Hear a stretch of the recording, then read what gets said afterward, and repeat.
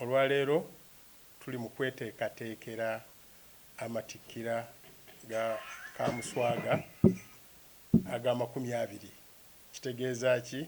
Nti Kaamuswaga amaze ono Kaamuswaga aliko right now amaze emyaka 20 ng'ali ku ntebe z'abajjajjaabe ng'alamula. Naye nga Kaamuswaga ono tannatuula mu ntebe. Obwa Kaamuswaga bulina history ng'ate muwanvu. Kuliko ono Kaamuswaga ayitibwa Apollo Isansa Kabumbuli owokubiri. Kitegeeza nti waliyo Kabumbuli eyasooka. So ne kituwa history nti waliwo ba Kaamuswaga abaamusooka era njagala mpite mu bwangu nga ntegeeza eggwanga n'abantu abadde tebamanyi nti obwa Kaamuswaga buludde ddala nga we buli bukulembeze bwa nsikirano omu bwafa ate mu lunyiriri olwo olw'obwa Kaamuswaga mwe muva Kaamuswaga akulembera Kkooki. Obukulembeze bwaffe bwatandikira ddala kuva mabega nga ensibuko twasibukira ddala Bunyoro we wali bajjajja baffe naye nga Kaamuswaga omukama bwowe yaliwo mu 1740 oba n'afa mu 1705 naye yali muganda wa Duhaga owokubiri eyava Bunyoro Kitala. Omukama Kitahimbwa yatandika obukulembeze bw'obwa Kaamuswaga obwa Kaamuswaga okuva 1705 n'afa mu 1000 nga yattibwa buttibwa mu 1708. Omukama Mujwiga yakulembera okuva mu 1708 okutuuka 1782 yakulembera emyaka 2 gyokka. Omukama Mugenyi yakulembera okuva mu 1782 ye yabeerako ekiseera kitono yamalako emyezi ebiri gyokka era omukama Ndahura eyasooka n'amuddira mu bigere mu 1782 n'avaako mu 1785.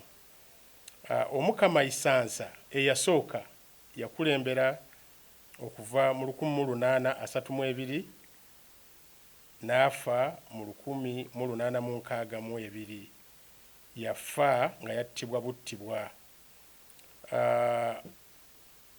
Era mu kufa kwe yafa mu 1884. Omukama Ndahura Keezekiya Kaamuswaga ye yatya nnyo eby'entalo era yamuddira mu bigere ye Kaamuswaga Jose Cephas Kabumbuli Isansa owokubiri ye nga yakulembera okuva 1907 mpaka ddala ku 1954. Yafa nga 5 ogw'ekkumi mu 1954. Eyamuddira mu bigere yali Yoweri Kayiba Kaamuswaga nga ye yatandika okukulembera Kkooki 1954 okutuukira ddala mu 1981. Wabeerawo awo obukulembeze obwa gavumenti ya wakati obwaleeta okuba nti obukulembeze obw'ennono bwajjawo enteekateeka zonna ez'obukulembeze obw'ennono. Era Yoweri Kayiba Kayemba ye yafa mu 1987 naye nga ye obukulembeze bwe bwali mu kiseera ekyo ekyalimu okutataganyizibwa kw'obukulembeze bw'ennono ffenna bwe tumanyi obulungi. Obukulembeze obwa Kaamuswaga waliwo vacuum mu myaka egyo era okutuukira ddala mu 2004 NRM government bwe yajja mu bukulembeze ekulembeddwa His Excellency the President Yoweri Kaguta Museveni ekiteeso ne kijja nti obukulembeze bw'ennono bwonna buddizibwewo. Kale nno kooki yafuna obukulembeze obupya ng'olwo nga 15 omwezi ogwokutaano 2024 twafuna His Royal Highness Kamuswaga Apollo Isansa Kabumbuli owookubiri era nga yaliko kati. Ekyo kituleetera okwogera ku lunaku luno lwe tuliko olwaleero. Kyentegeeza abakooki abali mu Uganda, abali mu diaspora n'abannayuganda bonna bamanye tubadde n'obukulembeze bwaffe obw'ennono mu kooki era ng'omukulembeze waffe ayitibwa Kamuswaga. Obukulembeze bwaffe buyitibwa obwa Kamuswaga. Naye omukulembeze wa kooki talondebwa na muntu yenna wabula azaalibwa buzaalibwa era bukulembeze bwa nsikirano. Nga 15 omwezi ogwokutaano 2024 Kamuswaga aliko kati yatuuzibwa mu ntebe z'abajjajjaabe, entebe y'abajjajjaabe era kati waali alamula. Naye kati nga giweeredde ddala emyaka 20 ng'alamula kooki. Agikulembedde bulungi era tumwebaza.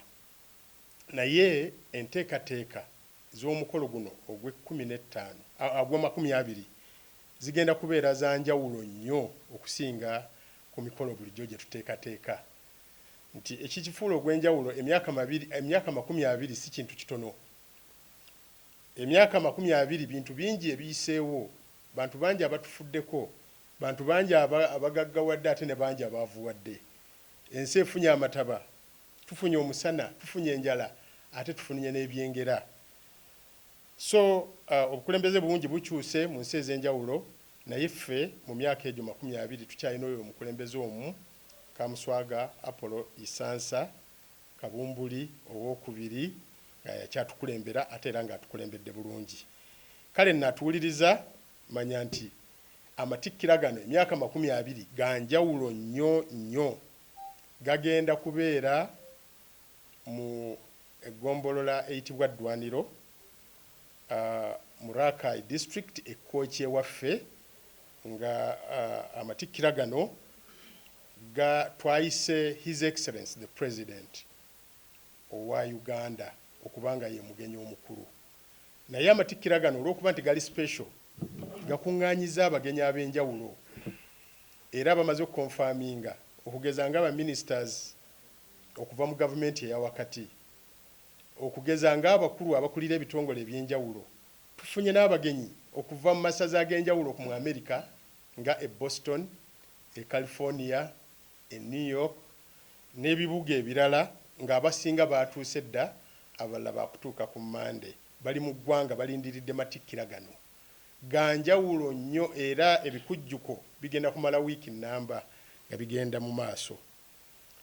Eri ekkooki tuli mu kutegeka ebintu bingi nnyo nga mu byo tujja kubeera, kubanga obukulembeze buno mbanyonyodde Kamuswaga tukulembedde bulungi, naye tulina motto yaffe gye tukulembeza mu kooki egamba nti for culture and development.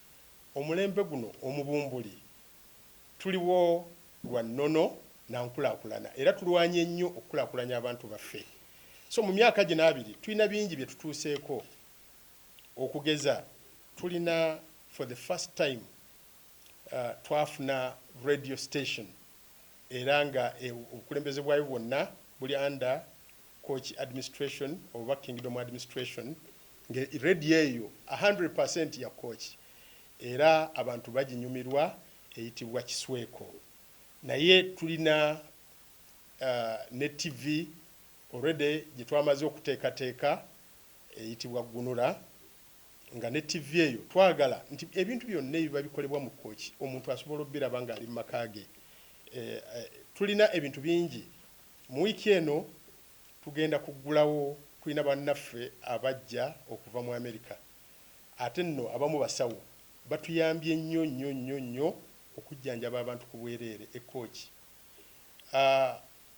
Bulijjo omuntu bw'alwala ekirwadde ekinene kugeza ng'okulongoosa ensigo, okulongoosa ekibumba, okulongoosa biki ebintu bye mulaba nga binene abantu ne basonda ssente nga nnyingi okugenda India.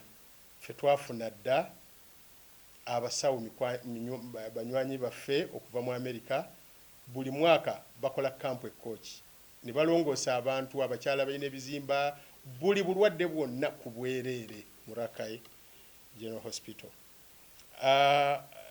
Batuyambye nako okuyamba ku baana bamulekwa kuba ffenna tukimanyi nti kooki oba Rakai yalumbibwa nnyo obulwadde bwa mukenenya. So abaana bamulekwa bangi nnyo mu kooki naye abasawo bano tebakomye kujjanjaba abantu naye ate batuleetedde mikwano gyabwe era abamu ku bo bakulembeddemu okutuzimbira amasomero nga bino byonna tubifunye mu myaka gino gye mbanyonnyola era amasomero ago gayambyeko ku baana abateesobola abaana bamulekwa. So mu wiiki eno yennyini tujja kuggulawo dormitory nga eri mu linnya ly'omu ku abo abatuyamba ey'abaana mu masomero agamu agazimbiddwa era mujja kubanga mugalaba. His Royal Highness Kamuswaga wa Kooki yatuteerawo kye bayita okwemekwa nga eno Buganda gye mwandiise amasaza cup eri tukiyita kwemekwa kuba Kamuswaga cup. Naye finals z'omupiira guno zijja kubeerayo ng'ennaku z'omwezi 14 omwezi ogwokutaano nga era mu ddwaniro nga ebirabo bigenda kugabibwa nga binene nnyo. Ababirabako babirabye nga binene. Omuwanguzi asooka ow'abalenzi afuna $20,000 eza cash singa awangula ekikopo ekyo ogatta n'ekikopo n'ebirala n'abalala bonna bagenda kufuna ebirabo nga binene. Naye bino byonna bikoleddwa okuteeka ebbugumu enkolagana okumanyagana n'okwagalana mu Kooki. Twebaza nnyo His Royal Highness Kamuswaga wa Kooki okuba nti atukulembedde bulungi ate n'okwagala abaana abato kubanga akulembeddemu mu kiseera kino kyonna tulina scheme ya okuweerera abaana bamulekwa n'abaana bayinza okuba nga si bamulekwa naye nga tebalina busobozi. So Kamuswaga yatukubiriza era tukikola. Tuweeredde abaana basukka 205 nga abaana bano tubateeka mu universities mu secondary schools ne mu primary schools tubaweerera tusobole ate enkya okufuna abaana ababanguse okuba nti bakola ebyonna bitugezaako okudevelopinga mu Kooki. Bannange abakooki bannayuganda n'abantu abalala mwenna mujje Kooki ng'ennaku z'omwezi 15 kubanga kijja kubeera kiyitirivu olw'ensonga nti kumpi buli muntu yenna atunudde Kooki ku lunaku olwo.